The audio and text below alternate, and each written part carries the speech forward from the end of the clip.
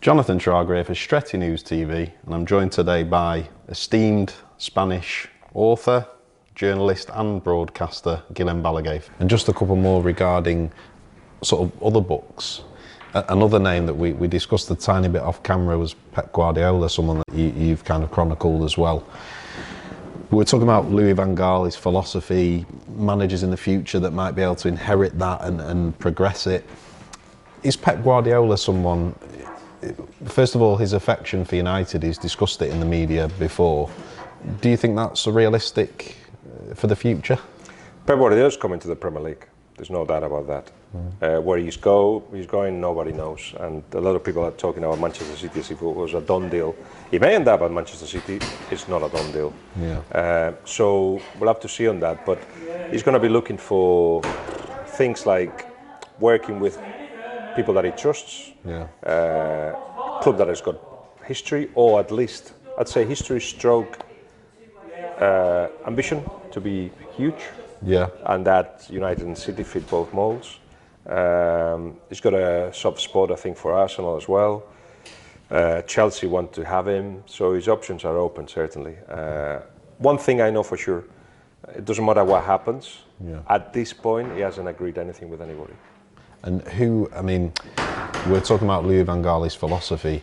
Who do you believe is best suited to inherit that and succeed Louis van Gaal when he does step down in however long? That's the biggest decision for the club to take, and it's not just Pep Guardiola that can do that job, but certainly that job next after Van Gaal should go to somebody that understands what is being built at the moment. And what's being built is a team, a modern team, where positional game is everything, where understanding of the game is everything, where people have to release a little bit of their individuality to become part of a collective. Yeah. He's done it at, Van Gaal has done it at Ajax, he's done it at Bayern, he's done it at Barcelona, and everybody that's worked with him and understood what he was trying to do at the time think that this was the biggest PhD in their lives. Yeah. So I hope Manchester United realizes that a journey has started, and that it may require much longer than a year and a half for Ryan Giggs or whoever else to understand how to take this kind of job on. Yeah. I think Ryan should go abroad and try to challenge himself and challenge what he thinks he knows, to then develop a philosophy, a way of doing things. It may be a romantic way of continuing, managerially wise, but I think what Van Gaal is doing is putting the foundation for something that requires somebody understands what that is about. Yeah. And I hope that Manchester United don't miss the opportunity to go that way. And eventually Ryan Giggs or whoever can join in and do it, but I think it's a bit early for him. And do you think, just addressing United fans directly now, because it's something that's concerned United fans in terms of the footballing tradition of the club, which is fan-friendly, free-flowing, and they've, at the moment, perceived Louis van Gaal's philosophy, in inverted commas, we know it's a buzzword at the moment, to kind of be in contrast to that, kind of an antidote to our ethos. Do you believe ultimately we will play attractive football as well when Van Gaal fully implements this plan he has? Do the fans that think that he's not entertaining believe that the job is done? Because if they believe that the job is done by Van Gaal, then they're rightly to complain. But he hasn't finished the job. He's at the beginning of it. Yeah. A team is being worked on and put in place. Is he the man to take it on for a lot of years? Definitely not. Is he putting the foundation? For sure. Have you seen the best Ajax? Have you seen the best Bayern? Have you seen the best Barcelona under Van Gaal? It was wonderful. It was wonderful. So it requires time. And of course, he's of an age where perhaps he wants to impose what he's always done, and requires maybe opening up a little bit more to the fact that now players are more powerful and they need a better relationship or whatever. Yeah. But that's one thing. What he's trying to do on the pitch, I know people want to take conclusions every second of the day and after every game and after every week and after every goal conceded, but I'll say, be patient if you have the ability to do so, because something important I'm not saying they're going to win everything, but something important has been built here. Yeah. And it's as much responsibility of the club as it is of Van Gaal and the fans to actually see it through and help it see through.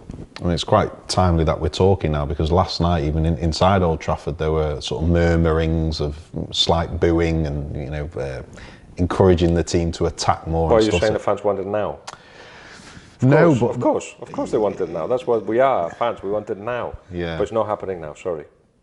But so maybe, I know you can't give a definitive prediction, but in terms of a time frame when you think it might fully click in, are we looking 2 seasons, 3 seasons down the line? I'll give you an example of just to say that I don't know, because at Biggles United we have clicked. Yeah. But we have clicked now, which is about 2 months later than I expected. And once I started realizing the difficulties we were going through, I thought it wasn't going to happen in the whole season. But we have clicked. Yeah. And when does that happen? It happens when, you know, everybody understands when the coach requires, when everybody starts liking each other, when they're working for each other, when you know, when fans clap instead of booing. It gets to a point where it goes like, yeah, that's it. Yeah. I don't know when that will be. I'm convinced it will happen though. And you think he'll be afforded the time by the board, by the powers that be at United? I think they understand it. Yeah. Otherwise they would have get rid of him in the summer. But I think they understand what's being built here. And question on Rafa Benitez, which I believe was your first footballing book. Are you obviously a confidant, someone that you know and probably speak to regularly, but would you consider him a friend as well as someone, you know, an acquaintance on a professional level? Because you said before, obviously you tried to keep footballing acquaintances aside from being friends, but I imagine you got quite close with Rafa. That's for me to know and you to find out. Yeah. And a question regarding Rafa and United. At the time when Rafa was there at Liverpool, obviously United were sort of in the midst of this period of dominance that, you know, some would argue maybe has tapered off a little bit now, but was United fans like to think that Rafa was maybe obsessed with United and surpassing them and what have you. Was it more a healthy admiration for United than an obsession to beat them? The year where, you know, the Rafa rant, first it wasn't a rant. Secondly, they played Stoke that weekend and Gerrard hit the post, goes in, it would have been a draw, it would have been 3 points, it may have been the title. After the rant, the average points per game were higher than before it. They went on a run of 11 consecutive victories, if I'm not mistaken. There's a obsession here, England, about what happens in the press conference and the influence of that. Yes. Which I don't think it relates to anything really. The mind games is just, you know, it's overplayed. I'm giving you stats. I could give you more that show that nothing happened after it. Yeah. Was the timing right? Perhaps not, because they were top of the table, so there was no need to do it. But isn't it funny that after he said it, now a lot of people are repeating a lot of stuff about the influence of Sir Alex Ferguson in relation to referees and the last few minutes of the game and blah, blah, blah, blah. But he was the first one, like he has been the first one to many things, you know, mixed zone defending and 4-2-3-1 and you know, certain type of players like number 10s being used. Yeah. But when you're the first one, it always happens that you know, be just not appreciated as much perhaps as you should. Yeah. And final question regarding some United sort of interviewees that you've spoken with. I know that you have interviewed Alex Ferguson and Ruud van Nistelrooy, the likes. I mean, is there any kind of, what have been your takeaways from those interviews? Was Alex Ferguson, for example, Sir Alex Ferguson, was that post-retirement? Spoke with him? I didn't speak to Alex Ferguson. I asked to speak to Alex Ferguson, and we had spoken before, and he gave me the foreword of the Pep Guardiola interview. Okay. So when I asked about talking, basically the suggestion was it's all in his books, and he's busy with his stuff, which is fine. So I used a lot of the conversation we had in the past. For me, the interviews I've done with Sir Alex have been some of the most pleasing I've ever done. Perhaps because we go with certain expectations, and then you know, it kind of scared, and then he just comes out, you know, jovial and happy. And so I've gone back to those conversations to get stuff on Cristiano, especially when we spoke around the time of the Pep Guardiola book. There was a lot on Cristiano and the development and what he had done for him and what he had done for each other, which is the most of the stuff that I use for this one.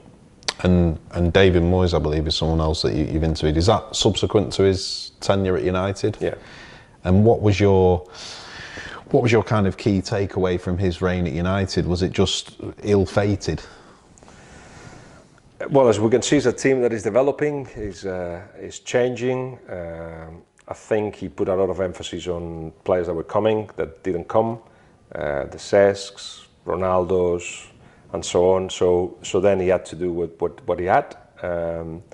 But again, you have to wonder if it was the right choice. David Moyes has nothing to do with Van Gaal, so I'm not sure what the club was doing at the time. Yeah. If it was just to follow Sir Alex's advice, or if there was really an idea of developing a team in a certain way. Because if that's the case, you know, as I'm saying, those two have got nothing to do with each other. But it's very clever and brave of David Moyes to go abroad and try to challenge himself, because he could have taken any job in the Premier League, almost any job. But instead, he's just going out there and opening his mind and trying to find out, you know, what he did right and wrong, and how he can become a top coach again. Yep. And can believe it. Yeah. And final question, just a piece of, obviously we know you're a critically acclaimed, esteemed author, journalist, broadcaster. A piece of information, or should I say a piece of advice you would give to any aspiring journalist now, young, that's coming through the ranks in what is quite a saturated sort of field of work, really? Never to forget that we are a microphone. And I think people are confused now. When they say I want to be a journalist, they mean I want a camera to point at me and to hear my opinions of football. Mm-hmm. That's only the top guys of the profession that are allowed to do that. Most of the people are just there trying to find its place and working hard to develop a style of writing, a style of interviewing. But if the beginning of your journey as a journalist is, I want to be heard, is the wrong way. And I'm finding more and more that people think that is what journalist is. Yeah. And it's not. So don't ever forget you're a microphone. If you given the opportunity to actually go a step further and you know, give your opinions, brilliant. But behind that, when you get there, you have done 20 years of the other stuff. Yeah. Okay. That's a fantastic piece of advice. Guillem, really appreciate the time today. It's been absolutely fascinating. Thank you. All right, my pleasure. Cheers.